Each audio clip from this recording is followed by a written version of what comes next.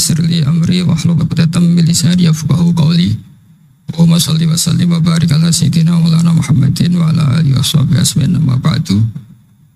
Yang sangat saya hormati Bapak Wakil Presiden Profesor Dr. Kiai Haji Ma'ruf Amin dan istri. Semua pejabat negara yang saya hormati, di sini ada Ibu Menaker Dr. Fauziah, Kapolda yang saya hormati, Korem, semua yang saya hormati, Ketua MUI Banten dan Ketua MUI Jawa Barat, semua yang saya hormati. Ini tak tanya dulu sama Pak Dokter, ini gimana? Ini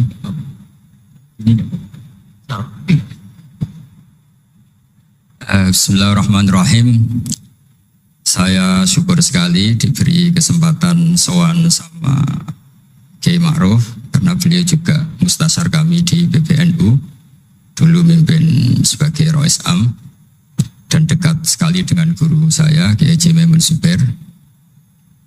Terakhir ke sana sama Kiai Ma'ruf ya, sama-sama banyak Kiai di acara Bahmun.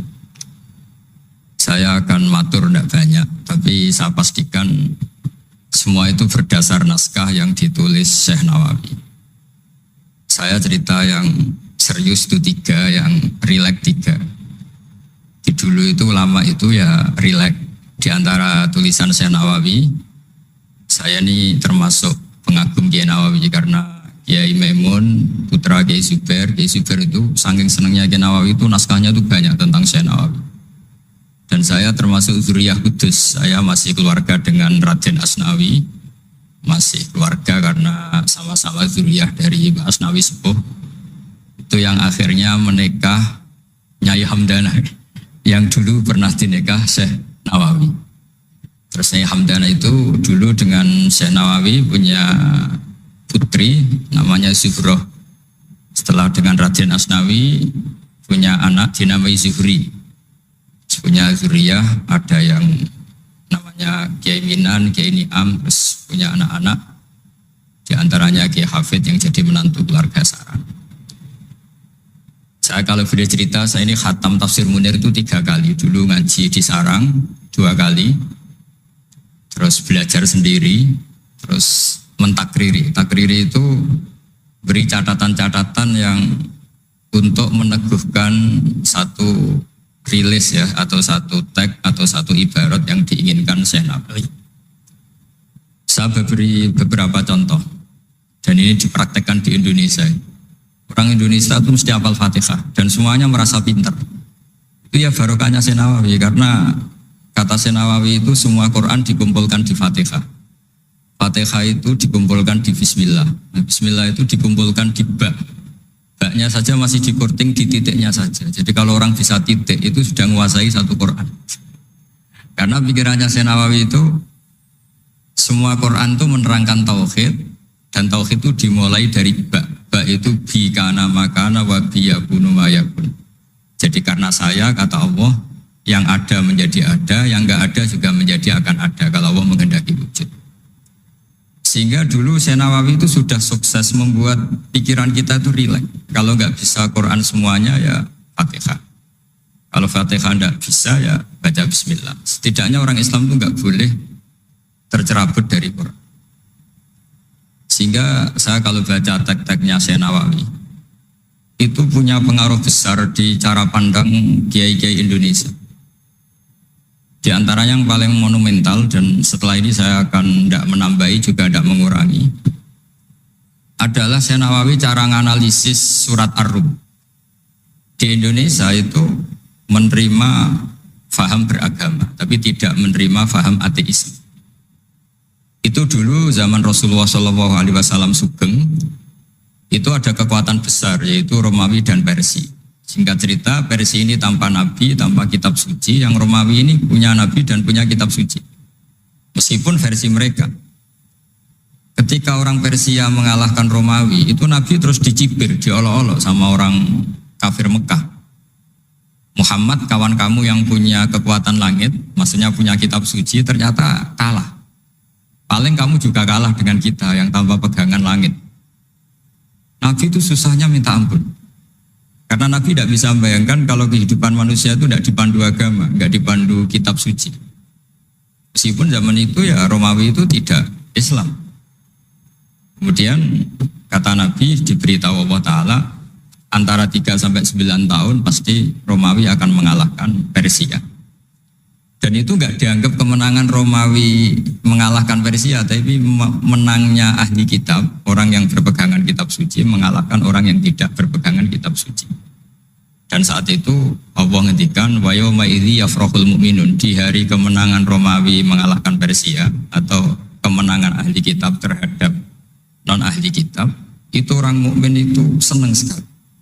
Sangat senang. Ini saya baca di tagnya Syekh Nawawi supaya di sini Anda tidak mendengarkan pendapat saya, memang benar-benar mendengarkan apa yang dikatakan Syekh Nawawi. Saya baca tidak ya niru-niru Kiai Ma'ruf.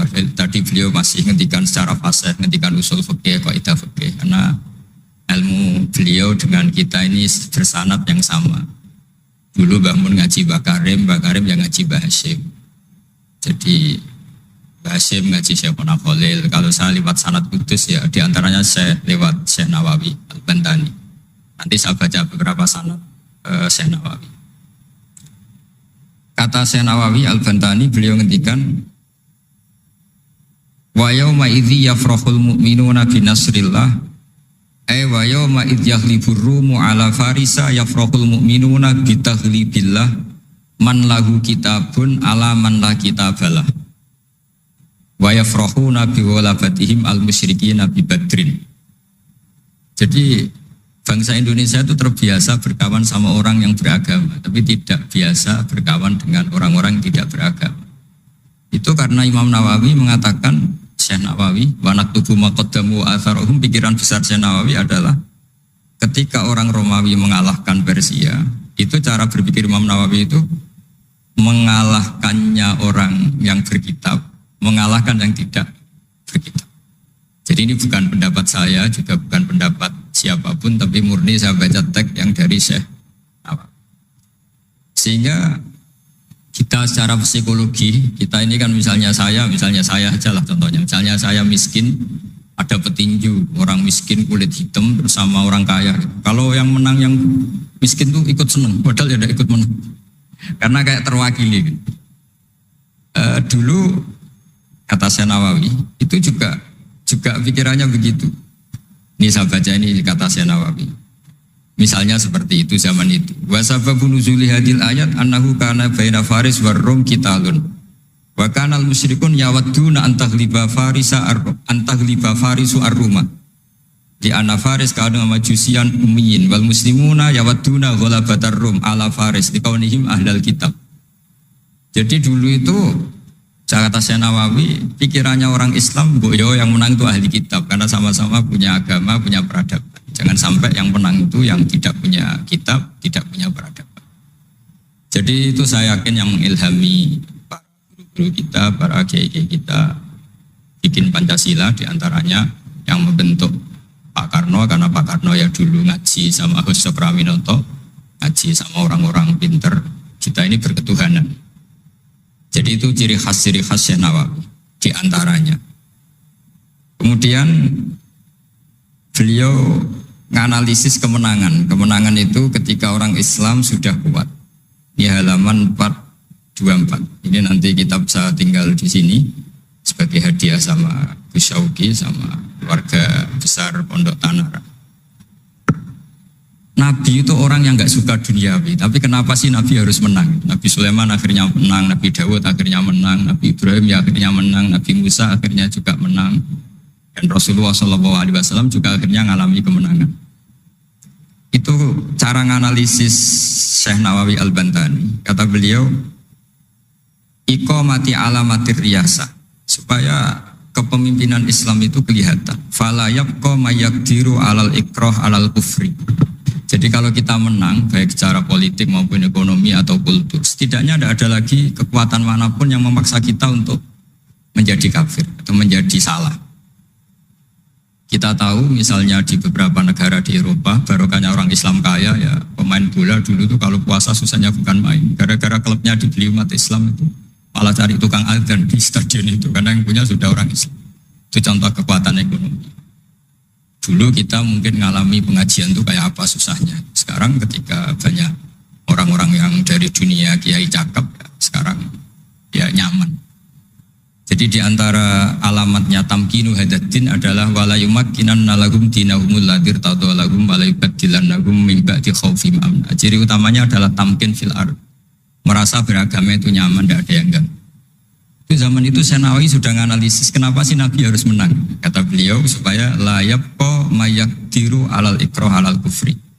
Ini tafsir di ayat wa yahdiyaka siratan mustaqima ketika Syekh Nawawi menerangkan kenapa Nabi harus menang di halaman 424 surat Al-Fatih. Jadi itu sisi-sisi betapa Syekh Nawawi itu luar biasa. Terus menyangkut kiblat. Dulu ramai sekali di Indonesia kalau kiblat harus presisi betul, harus ditertibkan betul. Tapi ternyata masjidnya para wali dan para orang-orang soleh itu ya kayaknya asal madep mulon itu ada yang komentar itu kenanya Afrika atau Mesir entahlah.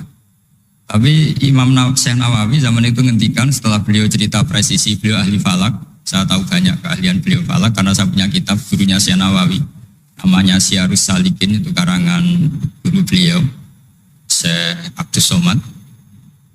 Itu kata beliau selain menukil pentingnya presisi kiblat, tapi beliau tetap menukil itu ngutip Warwiya an Ibni Abbasin annahu qala al-baitu qiblatun li ahlil masjid wal masjid qiblatun li ahlil haram wal haram qiblatun li ahlil masyriq wal maghrib. Wa hadza qaulu Malik. Jadi karena orang Jawa itu rata-rata kiai itu mesti baca tafsir Munir sehingga ya dianggap enteng saja. Ya sudahlah pokoknya kira-kira madhep mulon itu. Karena kalau masjid dipresisikan detail, nanti pertanyaannya juga yang sudah mati-mati harus dipresisikan karena wajib madhep kiblat itu tidak hanya sholat tapi juga orang yang sudah meninggal itu bisa ribet itu. Ya kalau yang mbahnya wali jenazahnya masih utuh, kalau yang enggak wali kan sekliwat itu karena sudah enggak ada bentuknya. Makanya dulu ada guyonannya kiai mau dipindah itu utuhnya enggak boleh. Jangan, kalau mbah saya wali saya keren, jasadnya utuh. Kalau mbah saya enggak wali.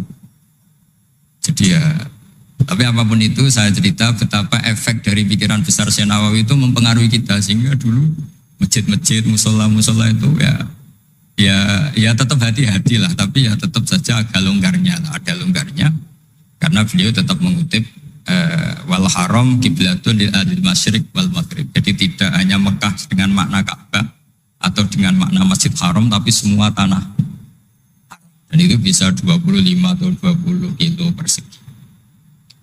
Kemudian ini biar benar-benar halnya Syekh Nawawi, jadi saya tidak cerita pikiran saya tapi murni cerita Syekh Nawawi, murni cerita Syekh Nawawi. Saya punya naskah banyak karena memang saya nekuni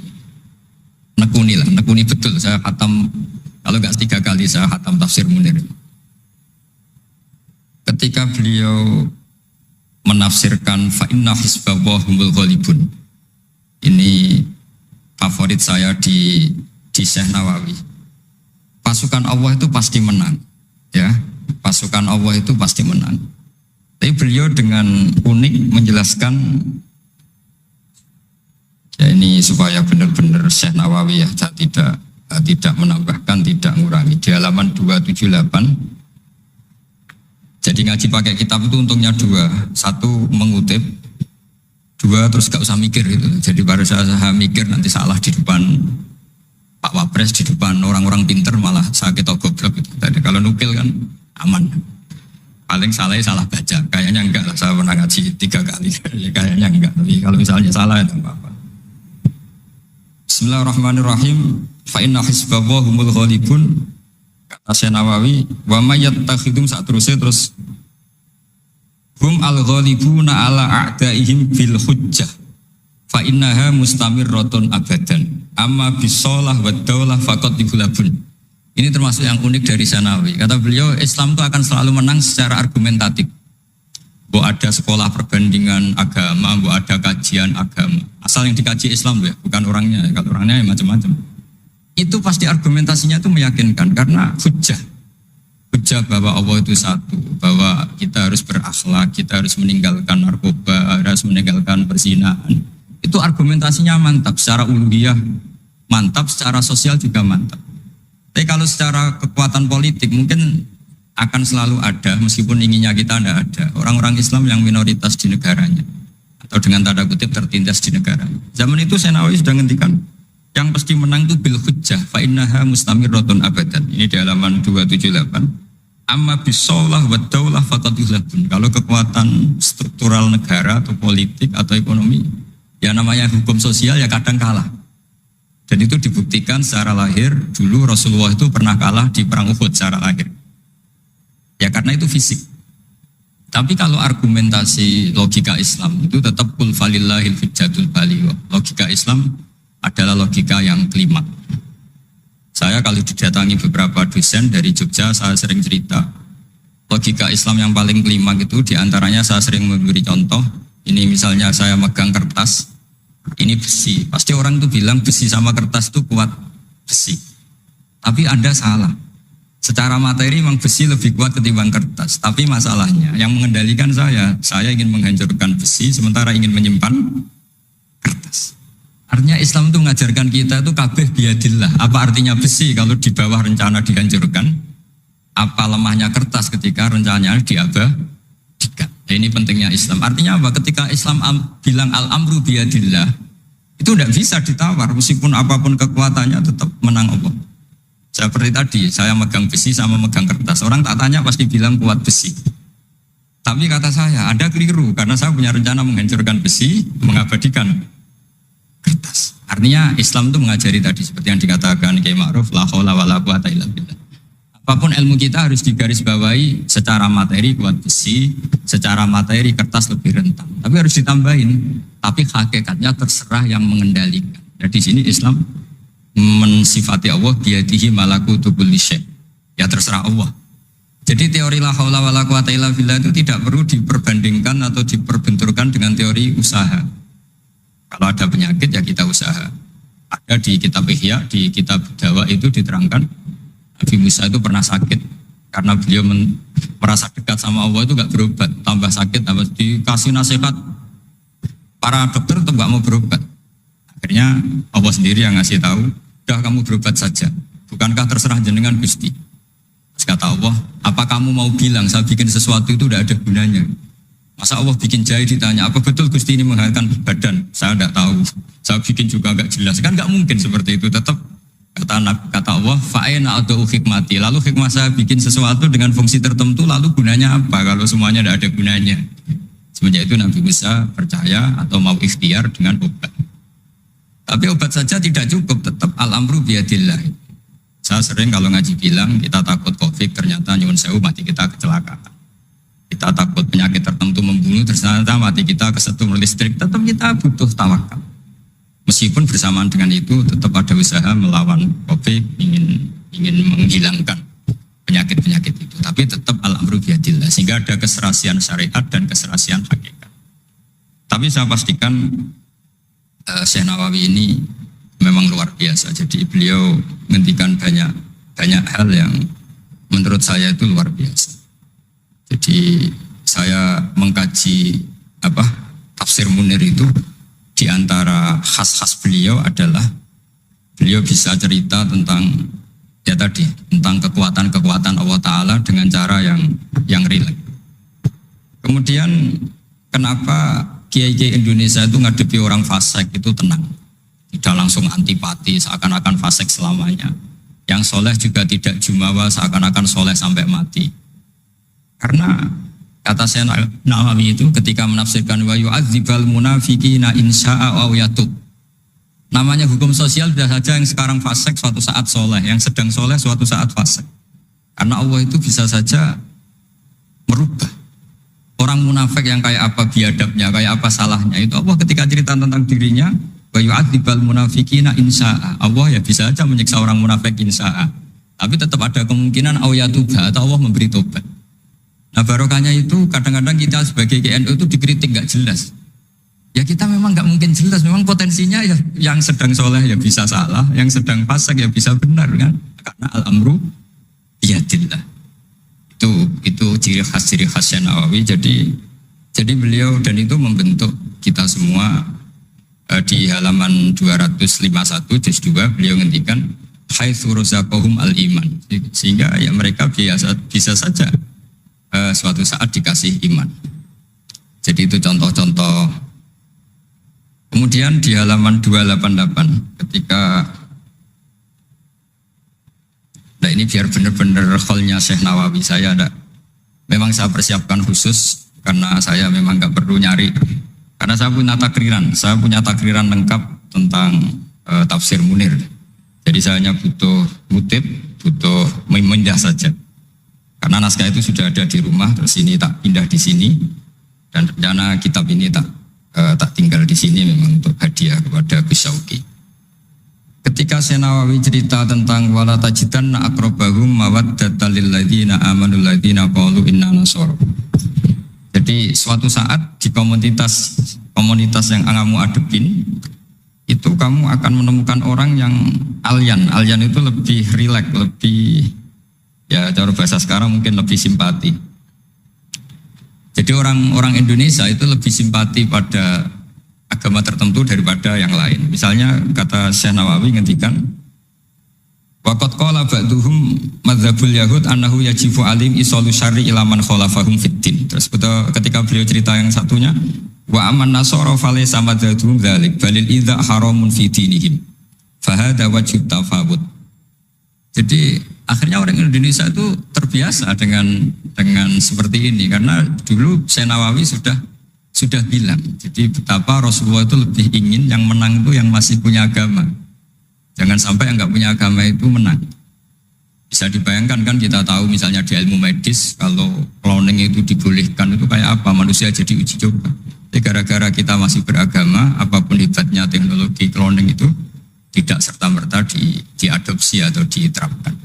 Jadi itu sumbangan-sumbangan Syekh Nawawi pada kita dan yang membentuk kita. Terus ini yang terakhir di kitab Nashihul Ibad. Jadi ini supaya benar-benar kholnya Syekh Nawawi di kitab saya halaman 112. Ini sekaligus penutup. Saya tidak akan matur banyak-banyak supaya nanti dikaji sendiri kitab-kitabnya Syekh Nawawi. Suatu saat orang yang tukang fitnah ya atau yang suka mungkin kalau sekarang suka gosip atau apalah atau yang suka bikin berita yang enggak benar. Itu Syekh Nawawi menambahkan ini kitab Nashihul Ibad itu karangannya Ibnu Hajar Al-Asqalani. Ibnu Hajar Al-Asqalani itu gurunya Syekh Zakaria Al-Ansori. Jadi Syekh Zakaria Al-Ansori itu orang yang begitu alim alama sampai digelari Syekhul Islam. Itu beliau pintar itu karena bingung. Pernah ditanya, ya Syekh, kenapa Anda sepinter itu? Syekh Zakaria Al-Ansori itu punya guru namanya Ibnu Hajar Al-Asqalani. Beliau punya murid namanya Ibnu Hajar Al-Haytami. Jadi kalau mau setoran itu ya sinau karena gurunya alim. Dulu kalau setoran sama guru itu muridnya yang baca, korok itu alas Syekh. Jadi dulu saya baca tafsir Munir itu nyemak sampai khatam, terus saya baca ya sampai khatam. Makanya saya ini alhamdulillah tahu banyak tentang tafsir Munir. Karena saya pernah ngaji istimak khatam, terus saya yang baca juga khatam, terus saya belajar juga khatam. Jadi semoga ini bentuk penghormatan saya pada Syekh Nawawi, itu sudah puluhan tahun yang lalu. Dan alhamdulillah sekarang punya kesempatan bisa hormat kholnya Syekh Nawawi. Beliau ketika terus yang tanya ini dijawab sama Syekh Zakaria Al-Ansori. Dukik tu bena hajaro ini. Saya ini diseleb 2 batu, digebek kalau orang Jawa bilang. Karena kalau mau ngaji ya takut, mau ngajar juga takut karena muridnya pinter. Kalau dia bacanya salah itu ketahuan. Jadi guru kalau ingin pinter cari murid yang pinter, pasti mutolaah dulu. Karena sampai kalau baca rofa nasabnya salah, pasti terus muridnya boyong. Goblok tenan guruku gitu. Karena dari punya murid pinter, makanya kalau ada mahasiswa pinter, mesti dosennya tambah pinter. Karena dia kalau bacanya banyak, muridnya akan mikir. Itu disebut dukik tuh bena hajaro ini. Kata Syekh Nawawi menambahkan yang dikatakan Ibnu Hajar Al-Asqalani dalam kitab Nashihul Ibad. Beliau meriwayatkan satu hadis. Yu'adzabul lisanu bi'adzabin la yu'adzabu bihi syai'un minal jawarih. Nanti lisan atau mulut itu disiksa Allah dengan siksaan paling pedih di atas organ tubuh yang lain. Terus lisan komplain sama Allah, lima tu'adzibu, kenapa engkau menyiksa seperti ini ya Allah? Terus dijawab, kharajat minka kalimatun balaghat masyariqal ardi wa magharibaha. Fasufika bihad damul haram wa ukhida bihal malul haram wa tuhika bihal farjul haram. Jadi lesan itu kalau kadung ngomong, itu orang yang harusnya disukai gara-gara dia provokatif atau menceritakan kebencian, orang benci semua. Yang orang harusnya dibenci karena perilakunya tidak menguntungkan bangsa dan negara atau tidak menguntungkan umat Islam, gara-gara dipoles sehingga dicintai. Jadi lisan itu bisa merubah segalanya. Jadi sekali dia punya kesalahan, kata Syekh Nawawi, sesuai riwayat yang beliau riwayatkan, dan beliau ngendikan itu ruwiyah, Nabi sallallahu alaihi wasallam, beliau ngendikan bahwa ini diriwayatkan dari Nabi, kharajat minki kalimatun balagot atau kharajat minka kalimatun balagot masyariqal ardi wa magharibaha. Fasufikat bihadamul haram wa ukhidha biha al-malul haram. Jadi ini sumbangan-sumbangan Syekh Nawawi yang kemudian membentuk kita. Jadi saya ulang lagi, mungkin para pengkaji naskahnya Syekh Nawawi tolong dibaca surat Ar-Rum. Surat Ar-Rum itu dulu Nabi itu masih belum kuat, masih di Mekah, dihimpit kekuatan besar, yaitu kekuatan Romawi dan Persia. Dan yang Romawi ahli kitab, yang Persia non ahli kitab. Dan orang musyrik itu non ahli kitab, jadi tidak berkitab. Ternyata Nabi ketika orang Faris menang, Nabi dicibir sama orang-orang musyrik bahwa nasib anda yang katanya punya kekuatan langit, pasti nasibnya sama dengan Romawi. Tapi ternyata Allah akhirnya memenangkan Romawi, dan ketika Romawi yang menang, ini oleh Syekh Nawawi ditafsirkan kemenangan yang punya kitab. Bukan ditafsirkan kemenangan apa? Romawi, tapi kemenangan yang berpegangan kitab. Itu lebih menyenangkan bagi umat Islam karena bagaimanapun yang punya kitab ini jauh lebih berperadaban, lebih beretika.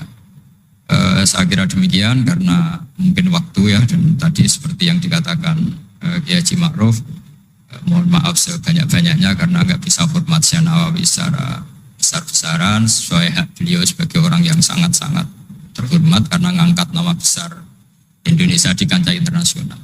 Terakhir saya tutup kata Mbah Maimun itu, ketika Andalusia kalah, padahal dulu melahirkan pengarang-pengarang kitab besar kayak Imam Qurtubi, Ibnu Malik, itu kata Mbah Mun, digai ganti Indonesia katanya. Kata Allah itu nggak ridho kalau orang Islam di belahan sana kalah kecuali ada penggantinya. Katanya penggantinya itu Indonesia, kata beliau. Buktinya kita tidak berbahasa ibu Arab, tapi banyak melahirkan pengarang-pengarang kitab dengan al-fasohah fi nihayatil ulya. Karangannya Syekh Nawawi, Syekh Mahfud At-Turmusi itu punya tingkat fasohah yang setingkat bahasa aslinya. Makanya ada Syekh Khotib Minangkabau itu namanya Muhammad. Dia orang Indonesia, orang Minangkabau. Tapi ketika dipek mantu orang Arab dicibir. Kamu kok punya menantu orang Ajam? Orang Ajam itu dianggap gak bisa ngomong. Beliau secara spontan gak dikasih tahu, disuruh khutbah. Ternyata beliau takallama bilisanin fasih wa bikalamin fasih wa bikalamin baligh. Akhirnya orang-orang Mekah itu kagum semua, makanya terus dapat gelar Muhammad Khotib. Jadi dia Khotib itu gelar karena ini ajamiyun min ahli Jawa atau min ahli Indonesia yang bisa menghentikan bahasa Arab secara apa? Fasih. Jadi semenjak itu terus ada gerbong besar setelah Syekh Nawawi itu banyak lah, ada Mbah Soleh Darat, ada Syekhona Khalil, terus Top Kosania ada Syekh Mahfud, macam-macam, terus Top Kosalisa ada Mbah Hashim, ada Mbah Wahab, ada Raden Asnawi dan seterusnya dan terusnya.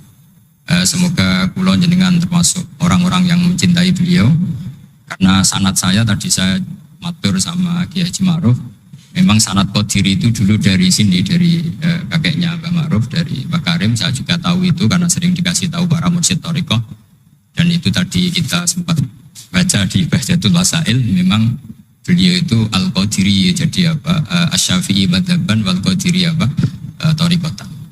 Mohon maaf. Assalamualaikum warahmatullahi wabarakatuh.